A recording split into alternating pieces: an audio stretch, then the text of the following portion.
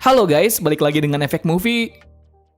Cerita kemarin berakhir dari Lee Soo yang telah memasuki negara Korea untuk balas dendam kepada orang yang telah membuat ayah kandungnya mati. Dan sekarang tujuannya semakin dekat karena ia telah bekerja di Blue House atau Istana Presiden.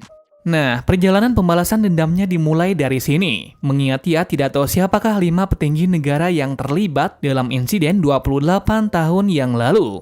Dimulailah dari situ pencarian ini dimulai. So, tanpa basa-basi lagi, kita mulai saja ceritanya. Tapi sebelum kita menuju topik utama, jangan lupa untuk klik subscribe dan nyalakan lonceng notifikasinya agar selalu mendapatkan update seputar alur cerita film dari kami. Dan berikut alur cerita drama City Hunter Part 2 versi Efek Movie.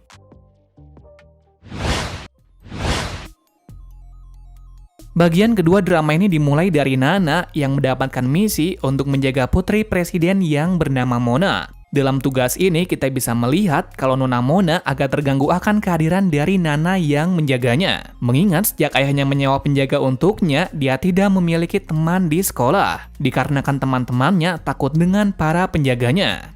Nah, karena masalahnya itu, Mona menjadi anak yang bandel dan suka berkeliaran dan kabur dari penjagaan. Akan hal ini, misi dari Nana akan semakin sulit, lantaran Mona meminta pergi ke tempat bar.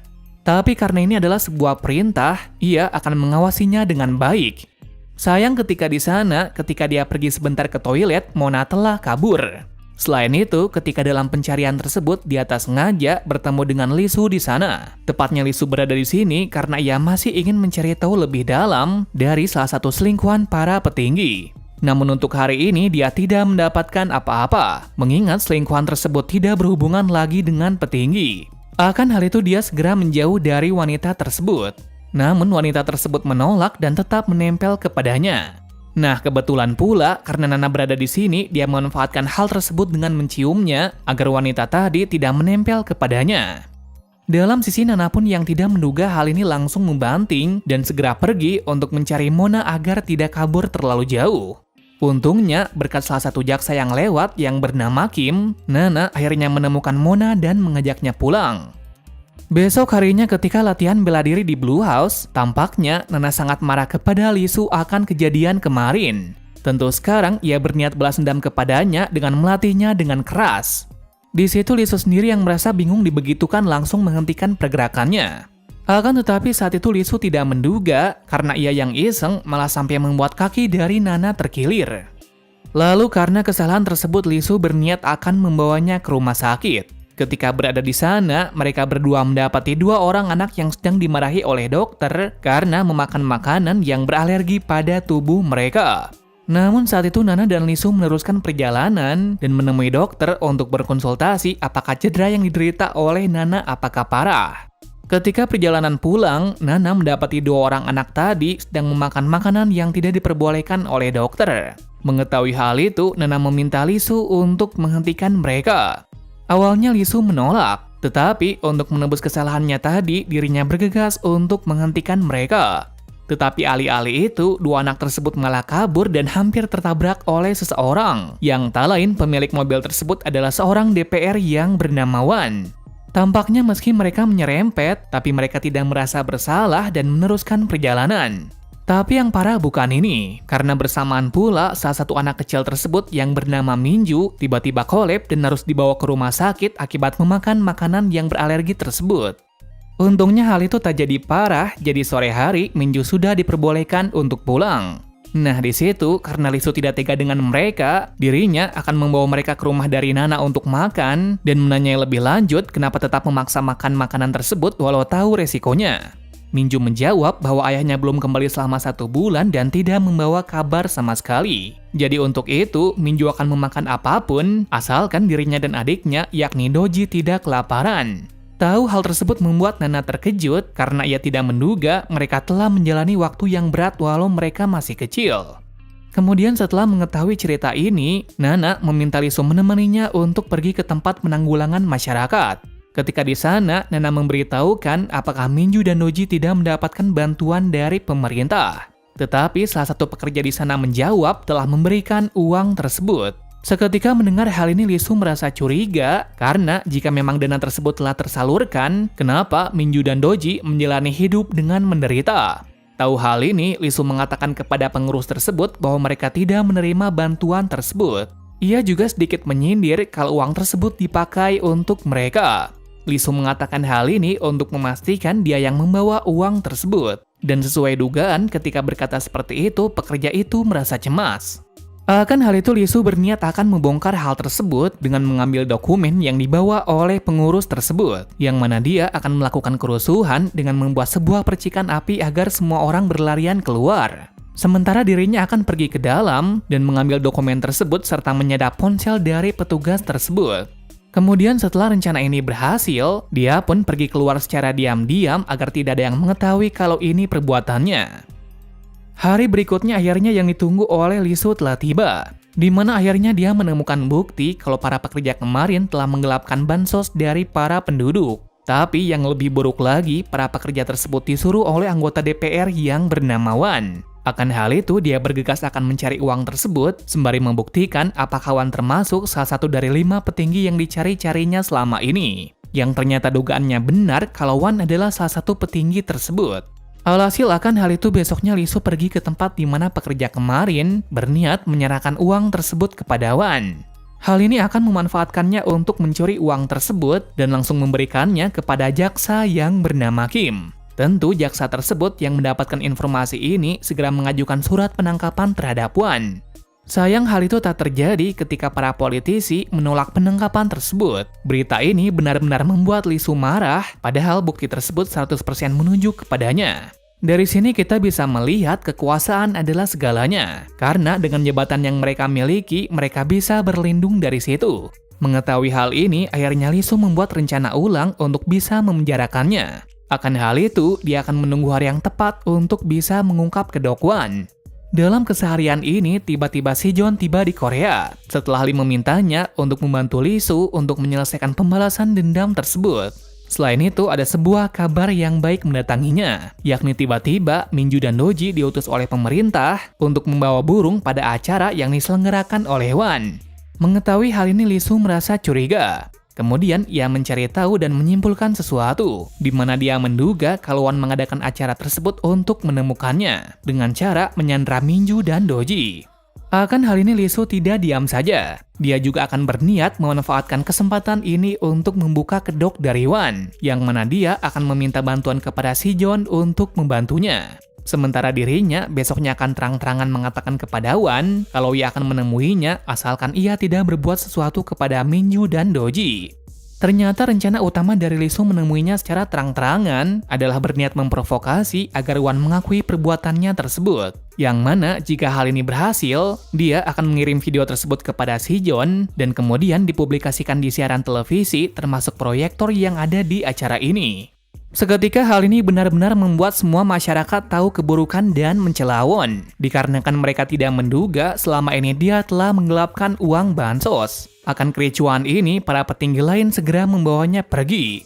Tetapi hal itu tidak dibiarkan oleh Li Su karena ia memiliki dendam pribadi kepadanya. Kemudian setelah berhasil mengalahkan penjaga dari Won, akhirnya dia bisa mengakhiri ini semua dengan membunuhnya.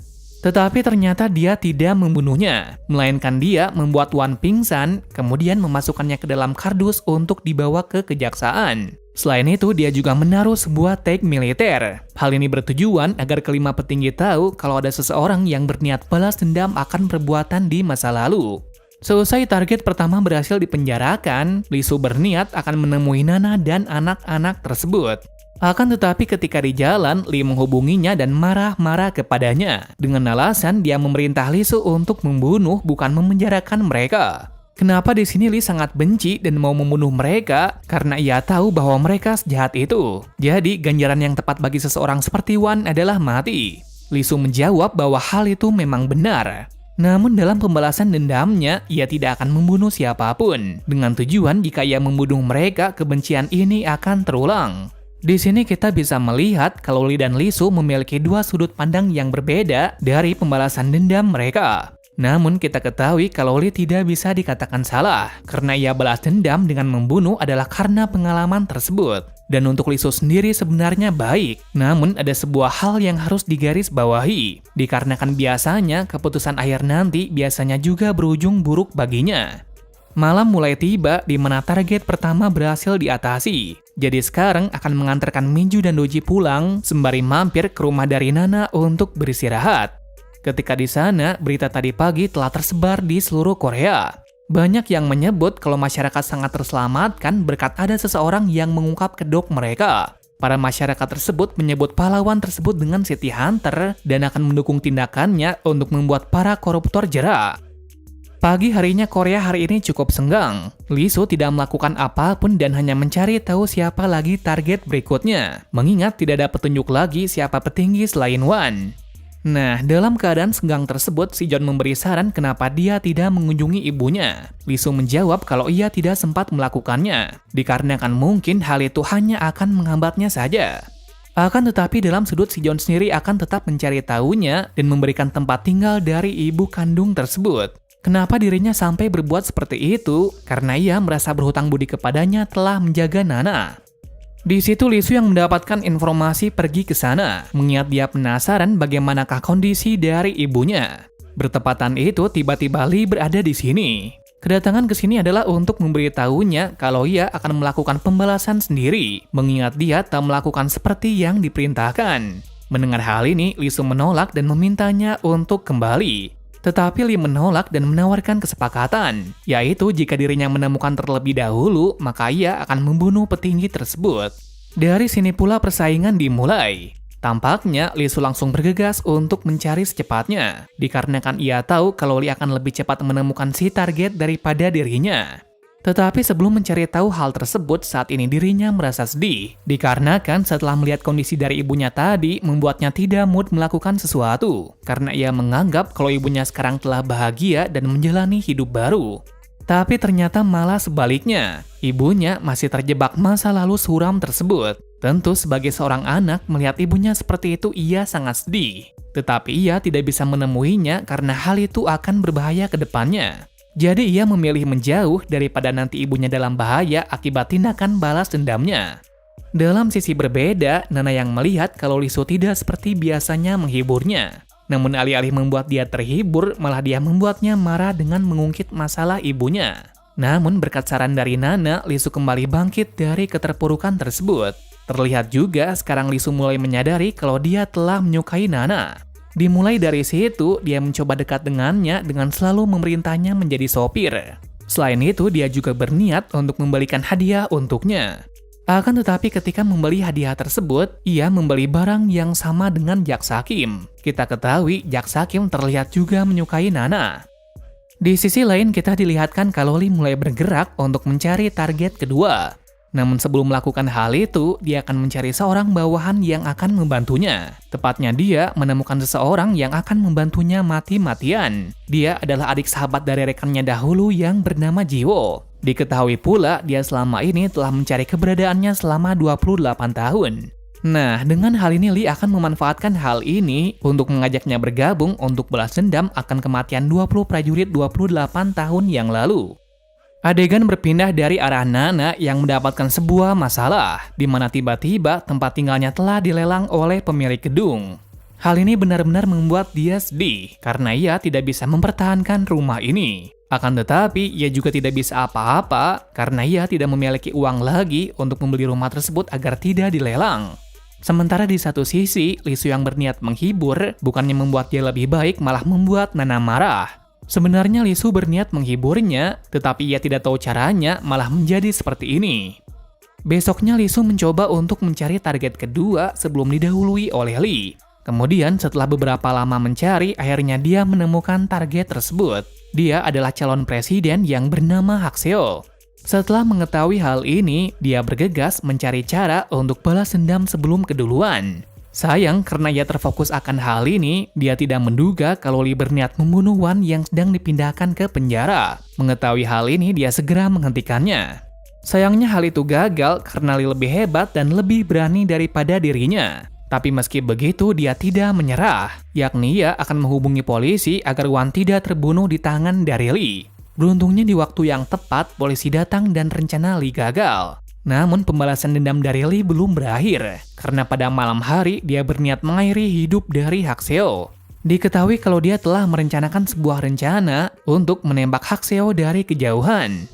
Sayang hal ini tidak terjadi ketika tiba-tiba semua listrik padam. Ternyata ini adalah perbuatan dari Lee Su.